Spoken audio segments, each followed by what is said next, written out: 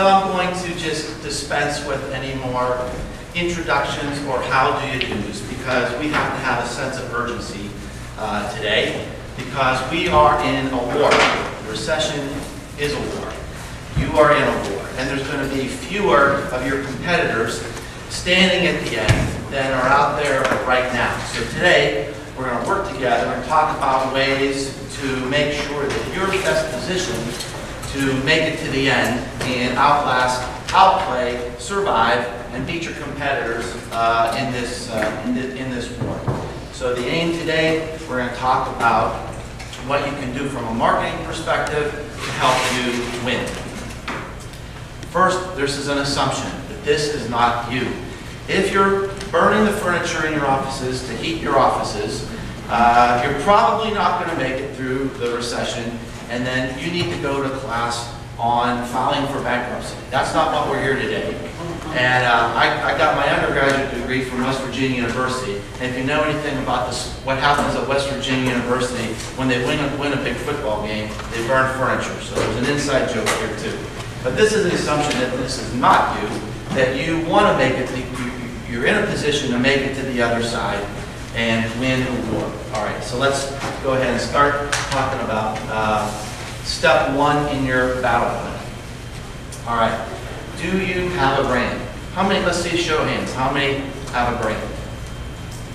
Okay, maybe about a third. Let's ask another question.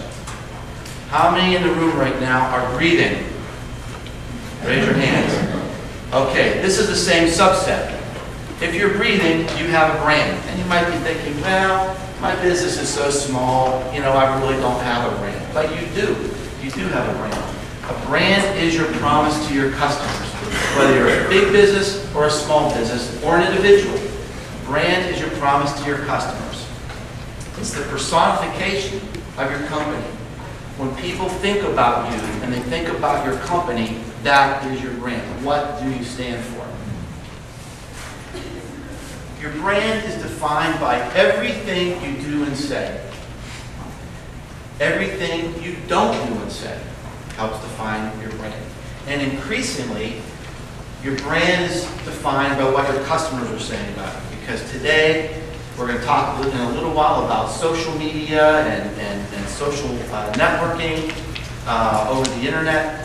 And today, with things like Twitter and Facebook and the social media, people are talking about you. And if they have a bad experience with you or your business, if they have a bad meal at your restaurant or bad service, they could be broadcasting it within minutes. So increasingly, you have to think about, you know, the customer experience as far as protecting your brand. And finally, what your competitors say about you helps define your brand. Helps define your brand. Most famously, what did Mac do to the PC? They defined, in their commercials, they defined the PC as kind of a clueless, geeky kind of guy. Certainly not the cool, hip image that they established for Mac.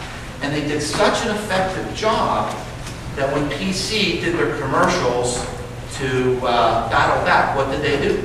They basically said, we give up, we're going to use the same character in our commercials. All right? So, your brand, everyone has a brand. Everyone in the room has a brand. Everything you do or say, everything you don't do or say, what your competitors are saying, what your customers are saying. All right? Now, I want to give you some examples about how important it is to protect your brand. No matter what happens in this recession, you have to protect your brand. What would you think if, to cut costs in this recession, Coca-Cola moved their production to China? Shaking their heads. Just no way, right? What would you think if Trump Hotels announced a new $49 a night pricing plan? Laughter. It's like Trump is not everyday low prices, right? It's not what they stand for. What would you think if UT canceled marching band appearances at the football games due to budget cuts? Okay, so my point is, these are things that are so inconsistent with the brand promise that it would ruin the brand, it would ruin the image, it would jeopardize the image of the company or the institution. And so you have to think about that too. What do you stand for? What's your brand promise? And no matter what happens in this recession, no matter how much you need to tighten your belt, you've got to protect your brand. Okay, number 2.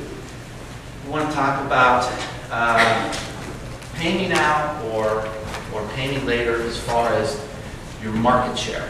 Okay, let's say you're humming along in 2007 and you hardly even have to do any marketing. Everybody's happy, everybody's making money, you're just printing money in the basement, and you've got about 30% market share. And the question I ask is, if you don't defend your market share, what is it, if you don't defend it now, what's it going to cost to get it back later? Okay? So this is point number 2. Let's say you go from a 30% or 30 to about a third of the market to 25% of the market. How much is it going to cost to get those customers back? How much is it going to cost to get those customers away from one of your competitors? 10 times. 10 times, all right? So, before you cut your budget, you have to think about, you have to do it in the context of your competition. Evaluate the state of the competitors. How are they coping in the recession? How are you positioned? Are you in a position to win, lose, draw? How do you use the recession to your benefit and come out of this on the other end ahead of your competitors? Is this the chance of a lifetime? I've got a good friend who's the president of a large aluminum extrusion company. I was talking to him a couple weeks ago. He's lost 70% of his business in the last 18 months. They basically sell metal that goes into anything that moves. Planes, trains, jets, and also in the housing market. All of that is depressed. And yet, he's spending more money on sales and marketing right now because he knows he's got his foot on his competitors' throats. And he knows the economy is going to come back. And when it does, he's going to be in a position to win the recession. Okay? So before you cut your budgets, do it in the context of your competitive environment. All right? So imperative number 2 in your battle strategy, defend your market share. Because if you don't, it's going to be very, very expensive to get it back. All right. Point number 3. Your customers are people too, and they're suffering. Help them. Reach out to them. During this recession, there's one car company that's actually increased their market share. What's the story about Hyundai? What did they do? All right, they did something very, very bold. They said, if you buy one of our cars and you lose your job, you walk away. All right, that's bold. That's doing something to embrace their customers. There's lots of examples of companies who are doing this now. Tyson Foods is doing a lot to help hunger. They're donating a lot of food to shelters and so forth. I saw an ad on TV for a shoe company called Tom's. They said that they're going to give away a pair of shoes for every pair of shoes that they sell. Okay? When you do bold things like that to embrace your customer in a recession, you have the opportunity to build deep loyalty. If you help them now, they're going to remember that, and they're going to come back later. There was a company that I worked for that was kind of a legend in this company. I worked for Alcoa for many years, and there was a company called Penny Plate, and they had an idea of how they were going to make form containers like pie plates out of aluminum. Everybody thinks, yeah, well, that's no big deal. But back in the 50s, that was a radical idea. They needed help with technology. They needed help with their financing.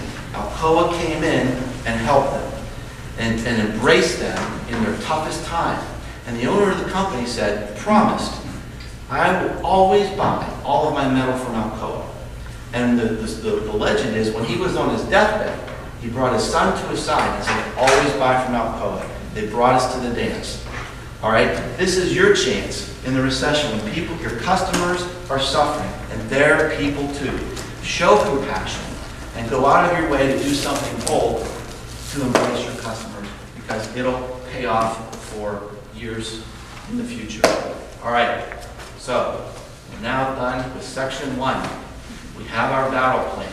These are the 3 things that we've got to do. Defend your brand, defend your market share, and embrace your customers. Okay?